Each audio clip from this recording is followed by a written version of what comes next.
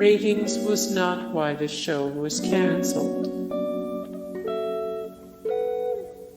Clarissa was intended to be the Ferris Bueller of Girldom. Clarissa was intended to be the Ferris Bueller of Girldom. James Beek was Hart's first on-screen kiss.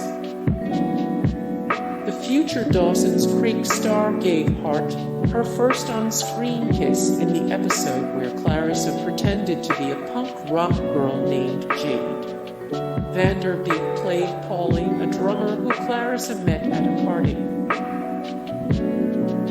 Elvis got the axe after only 6 episodes. Remember Clarissa's pet alligator, Elvis? Well, you might have noticed that he gets a bit stiff after just a few episodes. That's because the show thought it was boring to keep cutting away to footage of him. Eventually, they decided that there were more compelling things on the show than a pet alligator, and they gave him the axe. The show had a team of all-star writers. The team included such writers as Suzanne Collins of The Hunger Games, Doug Petrie of Buffy the Vampire Slayer, Alexa Junge of Friends, and more. Clarissa Darling is an homage to Peter Pan. The show's creator said Clarissa's last name, Darling, is an homage to the Darling family in Peter Pan. He also said that he won't disclose why he named her Clarissa, just that he wanted a name her character would hate. Clarissa was trying to kill her brother in the pilot. When the show aired in 1991, there weren't any sitcoms where sibling rivalry was a central theme. Often, sibling rivalry was just a way to shoehorn a moral into an episode. But in Clarissa, she actually hates her brother Ferguson. In fact, she is actively trying to kill him in the pilot totally unapologetically. At first, Clarissa's bedroom was girly. The show's designer insisted on making Clarissa's elaborate bedroom girly, with pink details and flowered wallpaper. Friedman let the designer have her way and then repainted over the flowered wallpaper with black and white checkerboard and added hubcaps. Sam was created to make Clarissa more appealing to boys. Since there weren't many shows at the time with a female lead, the Clarissa producers wanted to make sure the show would appeal to boys as well as girls. Enter Sam, Clarissa's boyfriend who wasn't her boyfriend. The show also shied away from any so-called girly storylines, no makeup and bra episodes. Sam's ladder was a pain at only 3 rungs high. Melissa Joan Hart explained in her book that her co-star, Sam O'Neill, had to lie on his back and wait for his cue before he could set up the ladder on the windowsill and make his entrance. It was only 3 rungs high, so he had to hunch over it, which was brutal on his knees. The show had a spin-off series. In a failed attempt to reboot the show, the producers launched a spin-off in which Clarissa moved to New York City to intern at a newspaper. The spin-off was not picked up, however. Clarissa was only the second sitcom to air on Nickelodeon.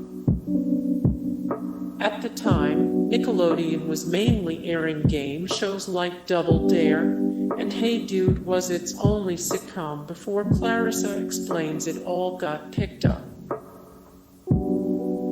Melissa Joan Hart was nothing like Clarissa. Melissa Joan Hart admitted that she was nothing like Clarissa in real life.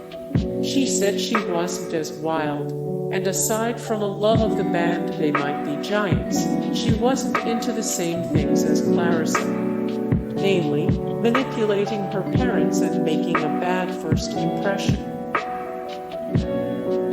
Each show took around 70 hours to complete. The cast and crew of Clarissa worked for about 70 hours to complete a single episode. This was a tremendous amount of work, especially for such a young cast, but the entire cast and crew was reportedly very close. Clarissa became a style icon after just a few episodes. The show's wardrobe designer says in Slimed that Clarissa wasn't really a tomboy, and she wasn't really the weird girl. She was always just herself. Clarissa's signature expressive style of mismatched items from her wardrobe quickly took off and began influencing girls' fashion. There's a Clarissa novel. After the show was canceled, Friedman wrote the novel Things I Can't Explain. In it, Clarissa is a 20-something pursuing a career in journalism, realizing that she can't be the know-it-all teenager anymore, while facing some serious adult hard knocks. Sean O'Neill got the part of Sam by messing up his hair during the audition. Sean O'Neill, the Sam we know and love, explained in Slimed, an oral history of Nickelodeon's golden age, that he won the part after messing up his hair during the audition.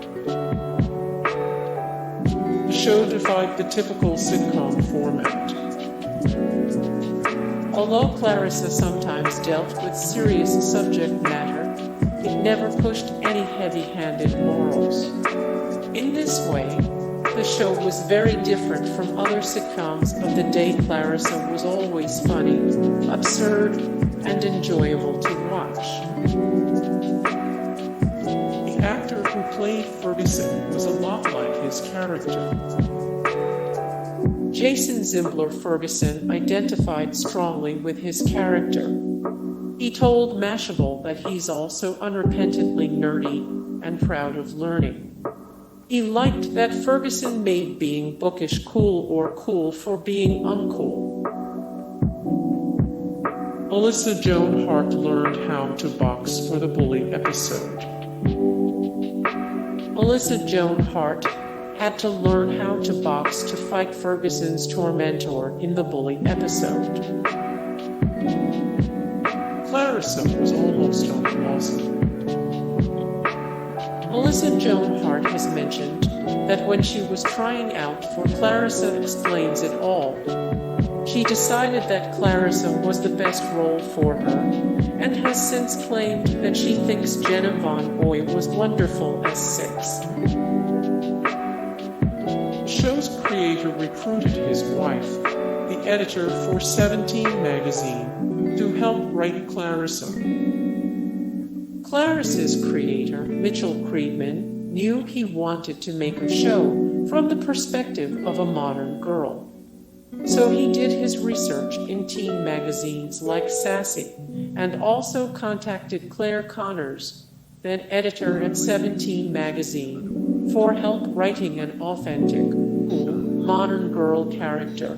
Hey guys, thank you so much for the support and likes and comments down below, and also thank you so much for watching, and I look forward to see you in the next video. Then take care, bye.